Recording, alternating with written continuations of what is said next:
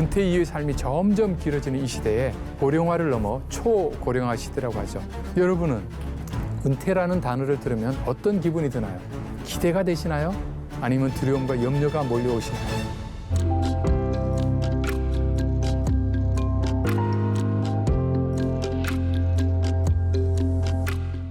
지금이 100세 시대라고 하지만 정작 은퇴할 날은 너무나 쏜살같이 찾아옵니다.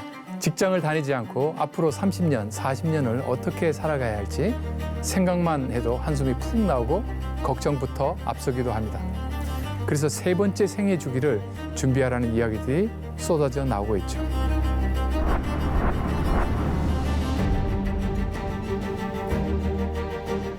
혹시 환갑 잔치를 크게 벌이던 때를 기억하시나요?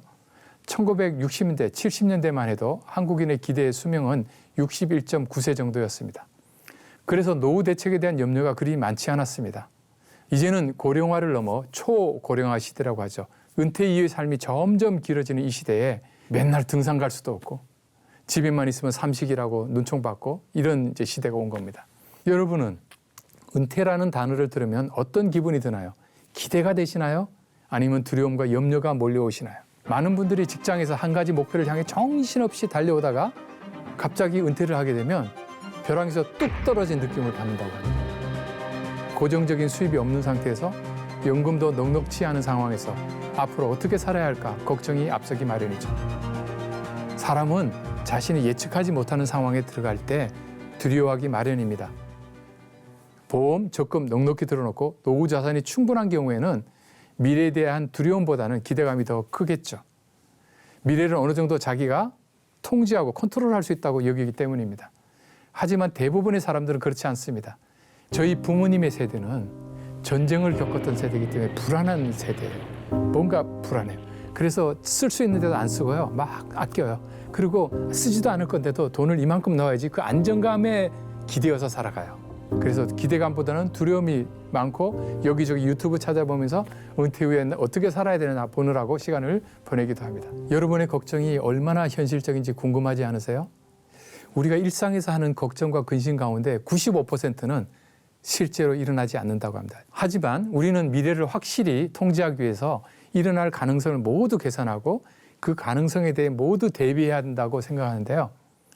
미래에 일어나지 않을 가능성이 거의 없는 일들을 염려하느라고 오늘 나에게 주어진 하루를 낭비하는 경우가 많죠. 그래서 염려를 현실화시킵니다. 앞으로 얼마나 더 살지 모르는데 어떤 목표를 향해 어떻게 살아야 될지 감조차 잡히지 않는다고 하죠.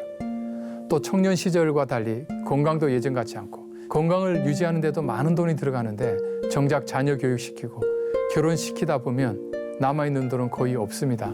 많은 분들이 은퇴를 앞두고 막막해하는 이유가 여기에 있습니다. 우리는 이 사실을 머리로는 너무 잘 알고 있어요. 근데 당장 눈앞의 현실을 보면 어렵기만 하고 내일 과연 내가 집세를 제대로 낼 수 있을까? 은퇴하신 분들은 손주에게 줄 용돈이라도 내가 확보할 수 있을까? 고민하게 됩니다. 여러분 한번 이런 상상을 해보세요. 저희 아이들이 다 컸는데 초등학교 들어가기 전에 유치원 다니는 저희 아이가 심각한 표정으로 이러고 있는 거예요. 너 왜 그러니? 아빠, 저의 앞으로의 미래가 불투명합니다. 제가 누구와 결혼해야 될지, 앞으로 어느 대학을 가서 어떤 공부를 하고 어디에 가서 취업을 해야 될지, 집은 과연 마련이 될지, 그때까지 이 나라에 전쟁이 없을지 이런 생각만 하면 너무너무 고민이 됩니다. 이렇게 한다면 제가 얼마나 어이가 없겠습니까? 그때 제가 뭐라고 할까요? 너 아빠 안 믿어?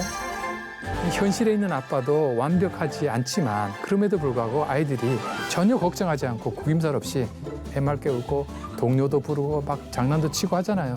하나님이 우리에게 기대하시는 모습이 바로 그것 아닐까요? 성경에는 미래를 향한 소망을 나타낸 단어가 엘피스라는 게 있습니다. 엘피스, 소망이라는 단어에는 오직 기대감만 있습니다.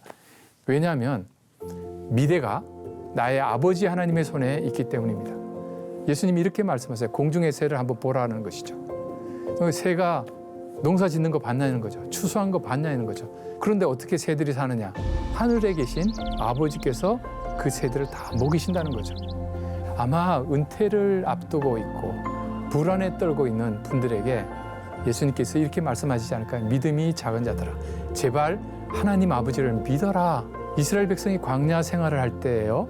하나님께서 매일 필요한 만나와 메추라기를 내려주셨어요. 하루치 거두라고 했는데 일부 백성들이 내일을 염려해서 이틀치를 거두었어요. 그런데 그 다음날 가서 보니까 이틀치 만나가 썩고 말았습니다.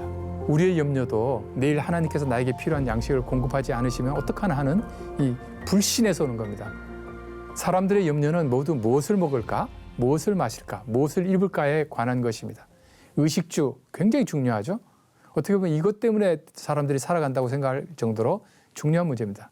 이것 때문에 염려합니다. 베드로전서 5장 7절인데요. 너희 염려를 다 주께 맡기라. 이는 그가 너를 돌보심이라. 염려를 어떻게 해요? 다 맡기라고 했습니다. 제가 이제 신학대학원에서 강의를 하는데요.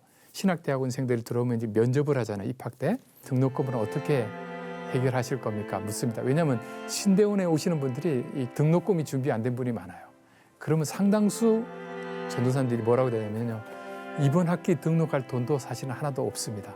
그래도 일단 하나님 부르셨으니까 지원합니다. 이렇게 이야기를 해요. 그때 제가 해드리는 말씀이 있습니다. 염려하지 마세요. 제가 여러분의 선배를 보니까 여러분과 똑같이 면접 때 이야기했는데요. 다 졸업해서 다 힘있게 가서 사역합니다. 구하십시오.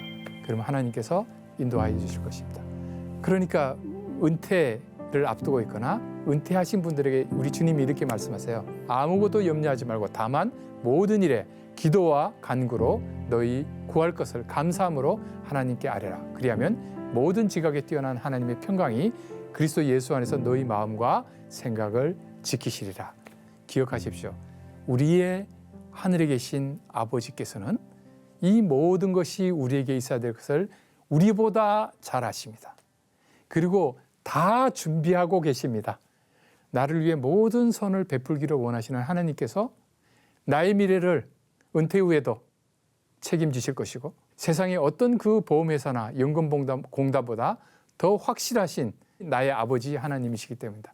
그러면 우리가 이방인과 달리 해야 될 일은 먼저 그의 나라와 그의 의를 구하는 것이다. 지금까지 나의 경력과 업적을 위해 달려왔다면 은퇴 이후는 가족과 이웃, 공동체를 섬기는 데 힘써야 할 것입니다. 기독교 철학자이신 김영석 교수님은 인생에서 가장 좋은 나이가 60에서 75세이고 그때가 가장 행복했다고 하십니다. 이웃과 더불어 사랑을 나누고 사회에 조금이라도 도움을 주기 위해 살 수 있는 시기이기 때문입니다. 누구나 미래는 불안합니다. 하지만 우리는 언제나 답은 알고 있죠. 우리의 미래는 오직 하나님의 손에 있으며 우리는 오직 그의 나라와 의를 구하면 될 뿐입니다.